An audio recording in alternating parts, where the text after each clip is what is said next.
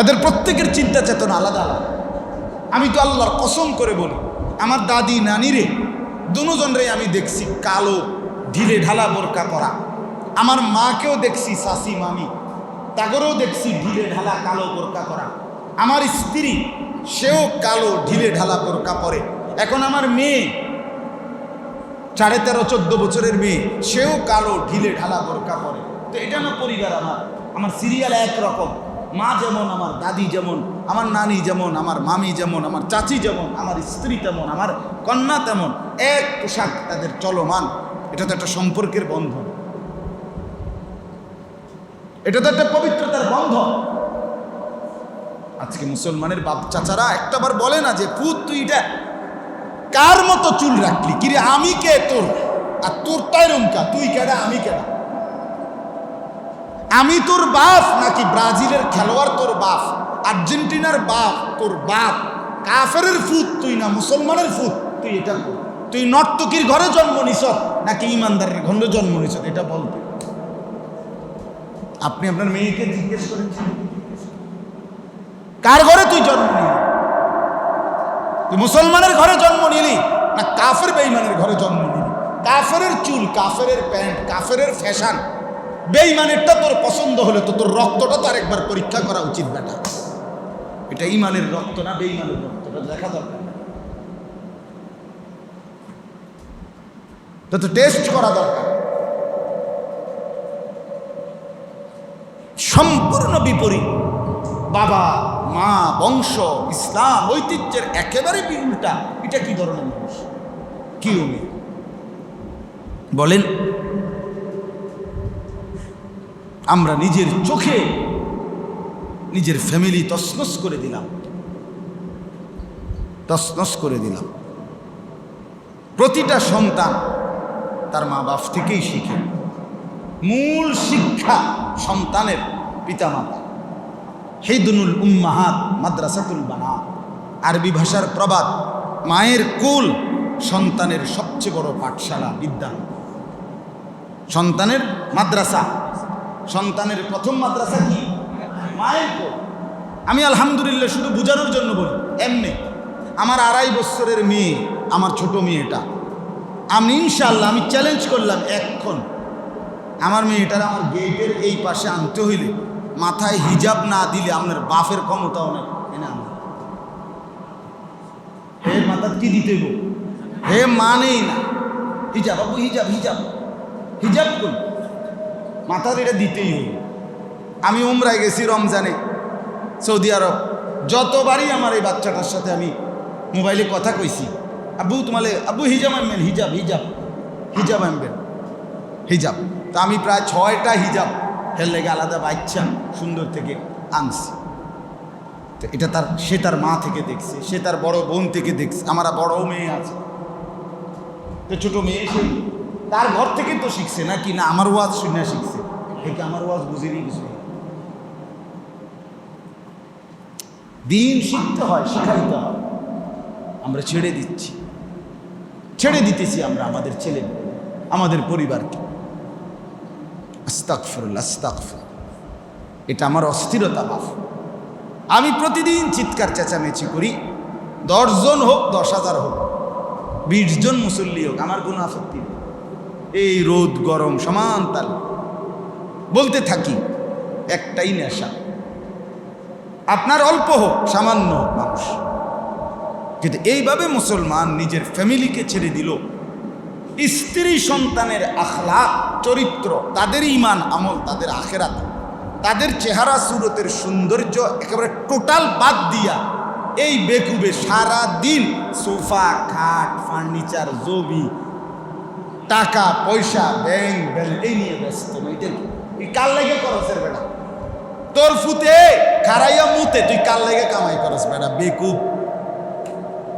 কিরে বেটা কীর্তি টাকা কামাস তুই বেটা, তোর মাইয়া 100 বেটার লগে কথা কয়, সারা রাত অন্য ফুলার লগে মোবাইলে উলঙ্গ কথা কয়, তুমি বেটা খাট বানাও, সোফা বানাও, কিস্তি লও, সুদে টেকা লও, দোকানদারি করো, ব্যবসা করো, কিত্তা করো, ফাও কার লেগে? এই শয়তানের লেগে।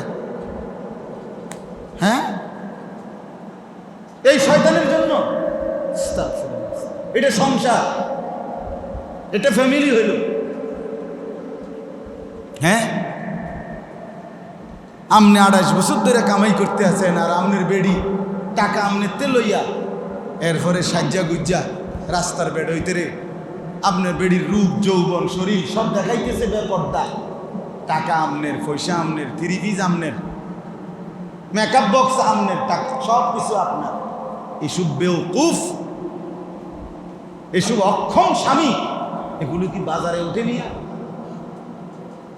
এ তো ব্যর্থ পুরুষ, কাপুরুষ। এটা এ তো আত্মমর্যাদাহীন, বেগায়রত, আত্মসম্মান নাই, আত্মমর্যাদা বলতে নাই। আমি বাইচা থাকতে, আমি পুরুষ বেটা, আমার বেটি মানুষের বেটার রং চাইব, আমি বাইচা থাকতে থাকতে মরে গেলে কি হবে? আমি বেঁচে রইলাম কেন মিয়া? আস্তাগফিরুল্লাহ, আস্তাগফিরুল্লাহ। আমার এই কষ্ট, আমার এই রক্ত পানি করা কামাই, এর অর্থটা কি? এই নাফরমান পালা?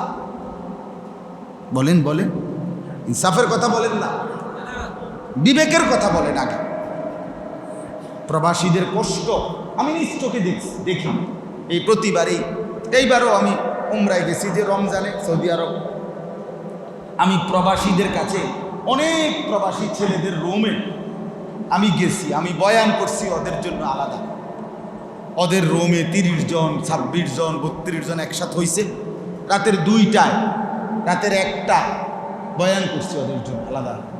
এইবার আলহামদুলিল্লাহ দেখছি একটা ছোট্ট রুমে 16 জন থাকে, কেউ চৌকিতে, ছোট্ট চৌকি, কেউ মাটিতে। বলতেছে হুজুর 12 ঘন্টা 14 ঘন্টা, কারো কারো 16 ঘন্টাও ডিউটি আছে। আইসা 16 ঘন্টা 14 ঘন্টা ডিউটির পরে এই মানুষটা আবার আইসা নিজের ভাত নিজে রান্না। কে রেঁধে দিবে? নিজের কাপড় চোপড়গুলো, জামা প্যান্টগুলো নিজে ধোয়। নিজের একটা যদি ওষুধ, একটা ট্যাবলেট খাইতে হয়, কে খুলে দিবে ট্যাবলেটটা? আমি পরশুদিন আমার 6 রোজা শেষ হয়েছে। এত গরম, দেখেন এই গরমে খুব কষ্ট হয়েছে। এবার রোজাটা রাখছি, 6 রোজা শেষ হয়েছে। তো যেদিন এই সোমবার 6 রোজা আমার শেষ হয়েছে, ওই দিন আমি বাসায়, মানে আমার কথা গরমে আমার মাথা মুথা গরম হয়ে গেছে। তাই একবার কইলাম আমার তরমুজের জুস বানায় দাও, দিছে। কইলাম মা বাঙ্গি ওইটি জুস বানায় দাও। কইলাম যে ডাবের পানি দাও, দিছে ডাবের পানি।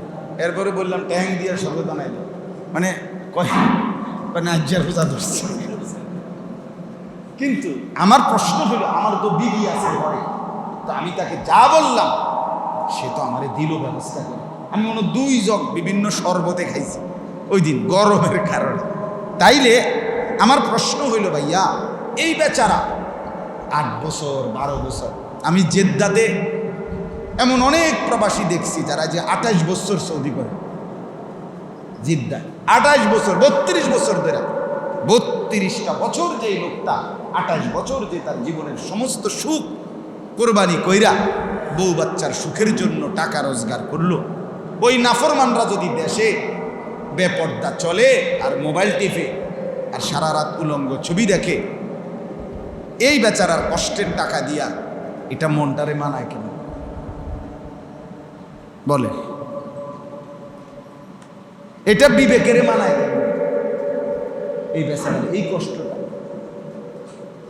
আমার এক ছেলে বলছে, কসবা বাড়ি, ব্রাউনবাড়িয়া, কয় যে হুজুর আমি 8 বছরে কোনোদিন একজন ডাক্তার এই সৌদি আরবে দেখাইনি,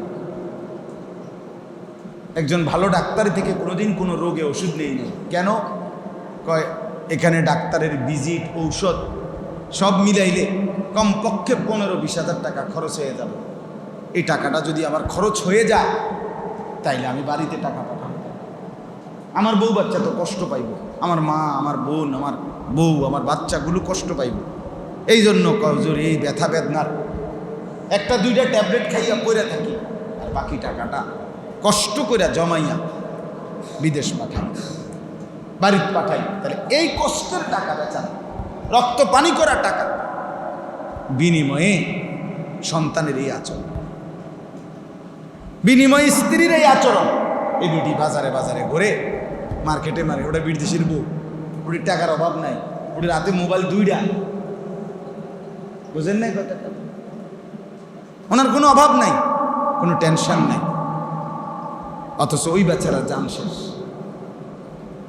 এই জন্য অনুরোধ করলাম, কথার প্রসঙ্গ থেকে চলে গেলাম, মূল বক্তব্য এই কথা বোঝানোর উদ্দেশ্য এই আপনারা যারা বসছেন এখানে, জওয়ান ভাই কিংবা অভিভাবক, আপনার ছেলে ছোট হোক মেয়ে ছোট হোক, তা আপনি এখনই অভিভাবক, আপনার পরিবার আছে, আমরা সবাই মিলে ভাবেন আসলে আমাদের কর্তব্যটা কি, আমরা করছিটা কি? ছেলে মেয়ে স্ত্রী সন্তানের সুখের জন্য টাকা রোজগার করতেছেন, কামাই করছেন, তো স্ত্রী সন্তানের চরিত্র কোথায়? 16 বছরের ছেলেটা, 14 বছরের ছেলেটা, এত সুন্দর ছেলে, কোনো দিন ফজরের নামাজ পড়ে না, 1 বছরেও কোনো দিন। আপনি এই জানোয়ার কি পালতেছেন? কিসের সংসার করতেছেন? হ্যাঁ,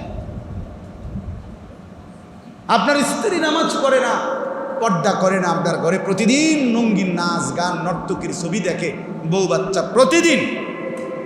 আপনার ভবিষ্যৎ কি হবে? কবর কি হবে? আখিরাত কি হবে? পরকাল কি হবে? বলে এটা ইমানদারের আচরণ হইল কেমনে? মুসলমানের পরিচয় হইল কেমন? এ তো দুনিয়া লুভী মানুষের কথা হইল। তাহলে আমাদের মুসলমানের স্বাতন্ত্র্য কোথায়? আমরা যে ইমানদার, আমাদের এই পরিচয়ের আলাদা ব্যক্তিত্ব কোথায়? তাইলে আমরা যে মুসলমান, ওরা যে কাফের, এই পার্থক্য কোথায়? কি দিয়া পার্থক্য? ভাত তরকারি দিয়া? কথা বলেন না কেন? ওই বেটা হিন্দু, আমি মুসলমান, আমি মুসলিম পরিবার, ওই বেটা কাফের পরিবার, তো পার্থক্য কি দিয়া? এই খাট দিয়া, সোফা দিয়া। যে হিন্দুর বাইত খাট নাই, আমার বাইত খাট আছে, এই তো পার্থক্য। হ্যাঁ, হিন্দুর বাড়িতে সোফা আরে ফ্রিজ নাই, আমার বাড়িতে ফ্রিজ আছে, এই পার্থক্য? এটা কি কোনো পার্থক্য হইল? এই তো সবার কাছে আছে, দুনিয়ার এই আসবাবপত্র তো সবার কাছে আছে ভাইয়া। তো মুসলমান হিসাবে আমার আলাদা ব্যক্তিত্ব কোথায়? আলাদা পরিচয় কোথায়? কথা তো ছিল এই, বেঈমানের ঘরে সেজদা নাই, আমার ঘরে সেজদা আছে। ঠিক কি না বলেন? বেঈমানের ঘরে আল্লাহর কোরআনের তেলাওয়াত নাই, আমার ঘরে আল্লাহর কোরআন তেলাওয়াত আছে। এটা না আলাদা? বেঈমান মসজিদে যায় না, আমি মসজিদে যাই। বেঈমানের সন্তান মসজিদে যায় না, আমার সন্তান মসজিদে যায়। এটা না পার্থক্য? এটা না আলাদা কিছু? এটা না স্বতন্ত্র পরিচয়? তা আমার সন্তান, তার কোনো নামাজ নাই, চরিত্র নাই, আখলাক নাই, স্ত্রীর কোনো চরিত্র নাই, তা আমাদের জীবন কোথায়? আমাদের আখেরাত কি হবে? এই হুজুরে টাকা 100 দিয়া দোয়া করে দিলে ব্যস্ত মিলে যাবে। হ্যাঁ, ব্যস্ত হুজুরের বাপের সম্পত্তি, ইমাম সাহেব ব্যস্ত টেন্ডার লইছে। হ্যাঁ, কথা বলেন, ইমাম সাহেবের বাপের সম্পত্তি ব্যস্ত। হ্যাঁ, আপনি আমারে 50 টাকা দিবেন আর আপনার আমি ব্যস্ত বুঝ দিয়ে লাগবো না? ব্যস্ত আমি কিনা লইছি, আমাকে হিসাব দিতে হবে না? কথা বলেন না কেন? আমি হিসাব দিতে হবে নি? আমার বিচার আচার নাই? আমি তো দৌড়ের উপরে আছি, আমি তো দৌড়ের উপরে। আপনি আমার কি হিসাব? আপনারা আমি পার করবো মানে? আপনাকে আমি পথের সন্ধানে না বলে দিতে পারি, আপনাকে আপনার কর্তব্যের কথা মনে করাই দিতে পারি, আপনাকে আপনার রাস্তা দেখাই দিতে পারি, কিন্তু আপনাকে জান্নাতে পৌঁছিয়ে দেওয়া, আপনাকে জাহান্নাম থেকে বাঁচিয়ে দেওয়া, এটা আমার ক্ষমতা? দেখি খাজা বাবা সব তরাইয়ে দিব? এই ভণ্ড বাবা? আল্লাহ আমাদেরকে মাফ করে দেন। অতএব চলেন, দয়া করে বুঝতে শিখেন নিজেদের দায়িত্ব কর্তব্য আপনারা আমরা সবাই খেয়াল করা উচিত। আমি বলতেছিলাম মুনাফিকের কথা। তাহলে এতগুলো কথা বলার অর্থ হলো আমাদের আচরণের মধ্যে এই আমরা যারা এতটুকু ভাই মনোযোগ দিয়ে শুনছেন, এতটুকু কমপক্ষে সিদ্ধান্ত নেন, আপনি আপনাকে স্পষ্ট করেন। আমার কথা হলো এটা, আপনি মোমেন না মুনাফিক ক্লিয়ার করেন। নিজেকে ধোকা দিয়েন না, নিজে ক্ষতিগ্রস্ত হইয়েন না। ইস্তাফতি কালবা, নবী সাল্লাল্লাহু আলাইহি সাল্লাম বলছেন, হে আমার উম্মত, তুমি তোমার দিলকে প্রশ্ন করো, তোমার দিলকে জিজ্ঞেস করো আসলে তোমার পরিচয় কি। ইযা সাররাতকা হাসানাতুকা ওয়া সাআতকা সাইয়্যাতুকা ফাআনতা মুমিন। যদি নেক কাজ করলে তোমার কাছে ভালো লাগে, যদি গুনার কাজ করলে তোমার কাছে কষ্ট লাগে, রাসূল বলছে তাহলেই তুমি মনে করো মুমিন। এখনো তোমার ঈমান আছে, কিন্তু মিথ্যার পর মিথ্যা, চুরির পর চুরি, ডাকাতির পর ডাকাতি, সুদের পর সুদ, ঘুষের পর ঘুষ, বেনামাজি জিন্দেগি প্রতিদিন, এই নাফরমানি, এর শেষ কোথায়? এরপরে আমাদের ঈমান কোথায়?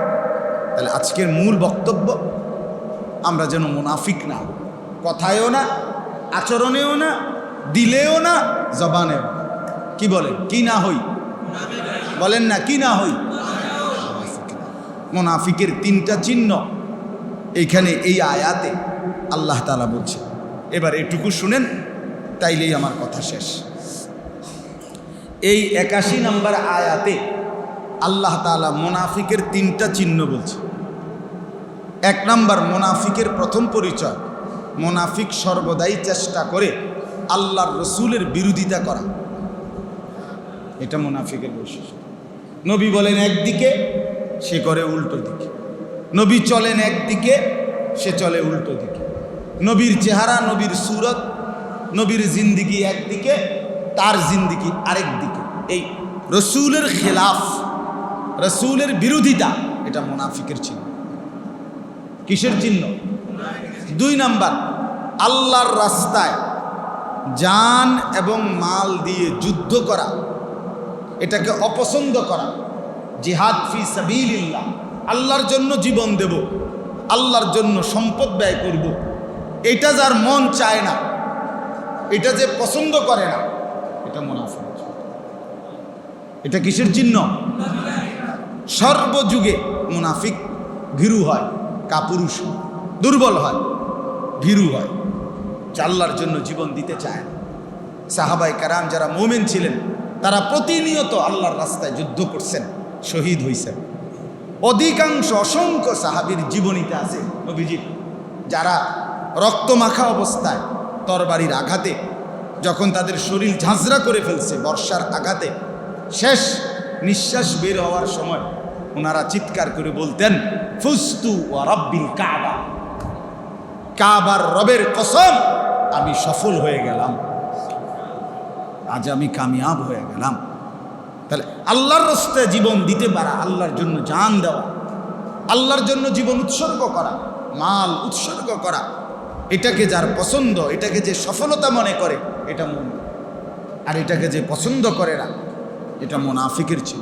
3 নাম্বার, গরমের অজুহাত দেখাইয়া মুমিন মুসলমানকে আল্লাহর ইবাদত থেকে নিরুৎসাহিত করা, এটা মুনাফিকের ছিল। কিসের চিহ্ন? কাকে অজুহাত দেখায়? গরম। এই গরমে বুঝি মানুষ মসজিদে যায়, বেড়া ওয়াজ দিবার আর টাইম পাইছ না বেড়া, এই গরমেরই মানুষে ওয়াজ করে। তো কোন সময় করতো? আপনি বুদ্ধি দেন কোন সময় করতো? আপনি তো সব সময় জিমান, কথা বলেন না কেন? আপনি তো শুক্রবারে মসজিদের ওয়াজ হইতো জুমান বই হবে, কথা বুঝবেন। তাইলে যেই কোনো দিনই কাজ, আল্লাহর ইবাদত, নামাজ, রোজা, জিকির, তেলাওয়াত, হজ, উমরা, যেই কোনো ইবাদতের মধ্যে গরমের অজুহাত দেখিয়ে বিরত রাখার চেষ্টা করা মুসলমানদেরকে, এটা মুনাফিকের চিহ্ন। এই দেখেন, এই আয়াতের মধ্যে আল্লাহ তাআলা বলেন, ফারিহাল মুখাল্লাফুনা, মুনাফিকগণ খুশি হলো। ঘটনা হলো, ছোট্ট কথা হলো, রাসূলুল্লাহ সাল্লাল্লাহু আলাইহি সাল্লামের জামানায় একটা যুদ্ধ হয়েছিল নবীজির যুগে। নবীজির জামানায় মদিনায় যে থাকাকালীন বড় বড় যে কয়েকটা যুদ্ধ উল্লেখযোগ্য হয়েছে, এর মধ্যে একটা হলো তাবুকের যুদ্ধ।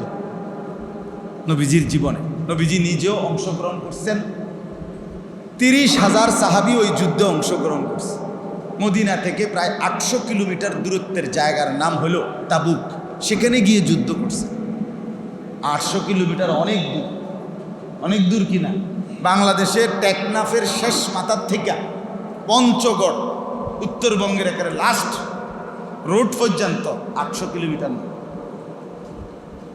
হ্যাঁ 800 কিলোমিটারের নিচে, এত দূর। এই দূরত্বের সফর রাসূলুল্লাহ সাল্লাল্লাহু আলাইহি সাল্লামের সাথে সাহাবীরা যুদ্ধ করছে। এই যুদ্ধে যখন নবীজি মদিনার থেকে রওনা দিবে, তখন মদিনায় যে সময় রেডি হইতেছিল যুদ্ধের জন্য, তাবুকের যুদ্ধ, তখন মদিনায় ছিল সর্বোচ্চ তাপমাত্রার গরম, প্রচণ্ড গরম। এমনিতেই আরব দেশে আমাদের বর্তমান স্বাভাবিক বাংলাদেশের তাপমাত্রার চাইতে সবসময় গরম বেশি, সারা বছরই ওইখানে কি আমাদের চাইতে কি বেশি গরম। আবার ওই সময়টা ছিল ওই অঞ্চলের জন্য সবচেয়ে গরম। যেমন এখন আমাদের স্বাভাবিক গরমের চাইতে স্বাভাবিক সারা বছর যেটুকু গরম, এখন কি সেইটা গরম না, তার চাইতে একটু কি প্রচণ্ড এরকম। ওদের প্রচণ্ড গরম। সাহাবীরা রেডি হইতেছে। এই মুনাফিক যারা মদিনা নামধারী মুখে মুখে মুসলমান, এই লোকগুলো 3টা কাজ করছে। 1 নম্বরে প্রত্যেকে 1জন 2জন করে গিয়া নবীজির কাছ থেকে যুদ্ধে অংশগ্রহণ করার জন্য না করার জন্য একজন অজুহাত দেখাইয়া অব্যাহতি নিয়ে আসছে। একজনে গিয়ে বলছে, হুজুর আমার শরীর ভালো না। হ্যাঁ আচ্ছা। আরেকজনে বলছে মাথাটা ঘুরাইতে আছে, আজ 3টা দিন কেরুমতারি লাগতে আছে।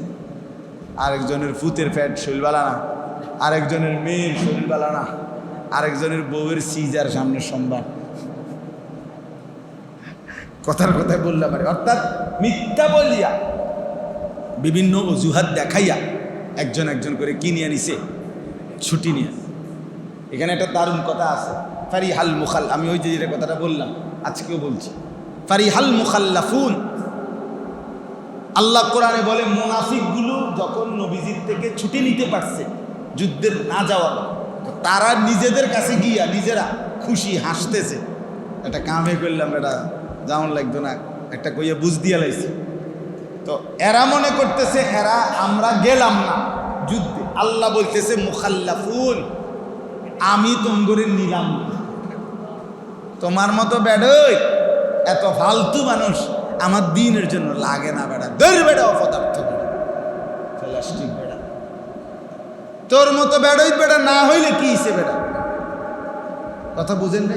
এই জন্য মুখাল্লাফুন অর্থ হইল আল্লাহর পক্ষ থেকে যাদেরকে পিছনে ফেলে দেয়া হলো, আমি নিলাম না বেটা তোরে বেটা। আল্লাহর কাছে, আল্লাহ আমাদের কাছে ঠেকা না, আমরা আল্লাহর কাছে ঠেকা। তো এখন যে প্রচণ্ড গরম, কত শিক্ষিত, কত বুদ্ধিজীবী, কত পণ্ডিত সবাই সার্টিফিকেট একসাথে করে আছে, বুদ্ধি দেন কি করণ যায়, গরম কমাই দেন। আছে কারো ক্ষমতা? কারো বাপের ক্ষমতা আছে? কারো 14 গোষ্ঠীর ক্ষমতা আছে?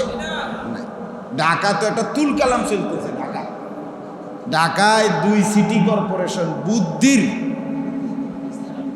আরে সুবহানাল্লাহ, বুদ্ধি বাইয়া বাইয়া পড়তে আছে।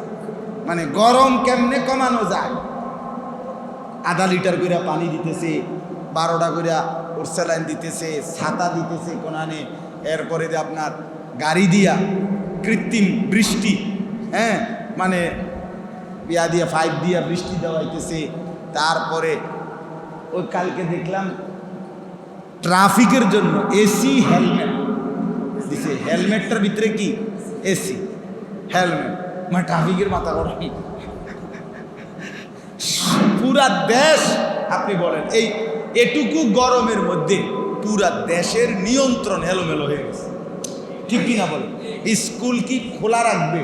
সকালে কয় খোলা, দুপুরে কয় না আবার বন্ধ, মানে কি করবে? আসলে মানুষ অসহায়। এই সরকার না ওই সরকার, এটা দেখার কথা না। মূল কথা হলো মানুষ দুর্বল, আমরা অক্ষম, আমরা অসহায়। আবহাওয়ার খবর শুনলে টেলিভিশন চ্যানেলে বৃষ্টি চলে আসবে না, কথা বলেন না কেন? আবহাওয়া অফিসের আব্বার ক্ষমতা আছে বৃষ্টি আনা? তাই আমরা অক্ষম, আমরা অসহায়, আমরা দুর্বল। আমাদের মালিক যতক্ষণ দয়া না করবে ততক্ষণ এই ব্যবসা গরম কমবে, এই প্রচণ্ড গরম কমবে না, কোনোভাবেই কমবে। আমরা অসহায়, আমাদের বাচ্চাগুলো সব ছটফট করতেছে, সারা রাতও বাচ্চারা ঘুমায় না। কেমনে ঘুমাবে? বাচ্চা কি আর এটা বোঝে? এই তীব্র গরম, সে তো শুধু ছটফট করে, অস্থিরতা প্রকাশ করে। তো এজন্য বললাম, আল্লাহ তাআলা বলতেছেন যে ফারিহাল মুখাল্লাফুন, তারা যখন মুনাফিকরা নবী সাল্লাল্লাহু আলাইহি সাল্লামের কাছ থেকে অব্যাহতি নিয়ে আনিছে। 2 নাম্বার হলো ওই যে বললাম আল্লাহর রাস্তায় জিহাদকে তারা অপছন্দ করছে। 3 নাম্বার ওই যেই মুসলমান 30,000 রেডি হয়েছে তারা তাদেরকে না যাওয়ার জন্য গরমকে অজুহাত দেখাইয়া বিরত রাখার চেষ্টা করছে। তো আল্লাহ বলেন ফারিহাল মুখাল্লাফুনা বিমাকআদিহিম খিলাফা রাসূলিল্লাহ, আল্লাহ বলেন মুনাফিকগণ খুশি হলো রাসূলের বিরোধিতায়, নিজেরা যে বসে রইল মাকআদিহিম, যুদ্ধে না গিয়ে রাসূলের উল্টা করতে পারছে, খিলাফ, এতে তারা খুশি হলো। তাহলে মুনাফিক পরিচয় হলো, মুনাফিক নবীর বিরোধিতা করে কি হয়? নবীর বিরোধিতা করে যে খুশি হয়, নবীর বিরোধিতা করে যে তৃপ্ত হয়, নবীর বিরোধিতা করে নবীর উল্টা করে যে নিজেকে স্বাচ্ছন্দ্য বোধ করে, এটা মুনাফিকের চিহ্ন, এটা মুনাফিকের চিহ্ন। এই জন্য আমি বলছি, রাগ হওয়ার জন্য বলি নাই। আপনি বলেন আপনি দাড়ি কাইটা আপনি কোনো খুশি, আপনি রাগ হন নাই, আপনি খুশি হয়েছেন, আপনি খুব সুন্দর করে সেলুনের গ্লাসে আবার সাইয়াল হয়েছেন, আপনার ভালো দেখা যায়, আপনি তৃপ্ত না, মাশাআল্লাহ সুন্দর হয়েছে, এবারটা ভালো নাফিক, অভিজ্ঞ নাফিক, একটা কোনাও বাকি নাই, সুন্দর করে একদম ফোম শেপ করে দিছে, ভালো করে দিছে, তাইলে আপনি তৃপ্ত, আপনি খুশি, আপনি খুশি, আপনি তৃপ্ত। অসংখ্য নারী বেপর্দা হইয়া খুশি, শরীরের ভাবসাব অঙ্গভঙ্গি এটা বুঝাইতে চায় যে খুব তৃপ্ত, আমি সাজতে পারছি। তাহলে রাসূলের বিরোধিতা করে যে খুশি হয়, তৃপ্ত হয়, স্বস্তি বোধ করে, এটা মুনাফিকের চিহ্ন। ওয়াকারিহু আন ইউজাহিদু বিআমওয়ালিহিম ওয়া আনফুসিহিম ফি সাবিলিল্লাহ, আল্লাহ বলেন এবং মুনাফিকগণ খুশি হলো, অপছন্দ করলো আল্লাহর রাস্তায় জান এবং মাল দিয়ে যুদ্ধ করাকে। তাহলে আল্লাহর রাস্তায় জীবন দেওয়া, জান দেওয়া, মাল দেওয়া, এটাকে ব্যয় করা, এটা অপছন্দ যে করে, এটা কার চিহ্ন? 3 নাম্বার ওয়াকালু লা তানফিরু ফিল হার, এই যে, এবং মুনাফিকগণ ইমানদার সাহাবীদেরকে বলতে লাগলো লা তানফিরু ফিল হার, এই প্রচণ্ড গরমের মধ্যে তোমরা বের হইও না। এতটা প্রচণ্ড গরমে যুদ্ধের জন্য এত লম্বা পথের সফরে বের হলে পথেই মারা যাবে, টিকবা না। এবার আল্লাহ মুনাফিকদেরকে লক্ষ্য করে আল্লাহর নবীকে জানিয়ে আল্লাহ জবাব দিচ্ছেন, কুল নারু জাহান্নামা আশাদ্দু হাররা, আল্লাহ বলে বন্ধু নাফরমানদেরকে বলে দেন, বেঈমান, হে নাফরমান, দুনিয়ার এই সূর্যের তাপ যদি মনে হয় এতটা গরম, তাইলে ভেবে দেখো, শুনে নাও, আমার জাহান্নামের আগুনের গরম তার চাইতে কোটি কোটি গুণ বেশি তীব্র। নারু জাহান্নামা আশাদ্দু হাররা, জাহান্নামের আগুনের গরম তার চাইতে অনেক বেশি, অনেক বেশি। লাউ কানু ইয়াফকাহুন, আহা যদি আমার বান্দারা বুঝতো। আল্লাহ বলেন, আল্লাহ বলো মায়া করে, আল্লাহ বড় মায়া করে বললেন, হায় আমার বান্দা যদি বুঝতো কত না ভালো হতো।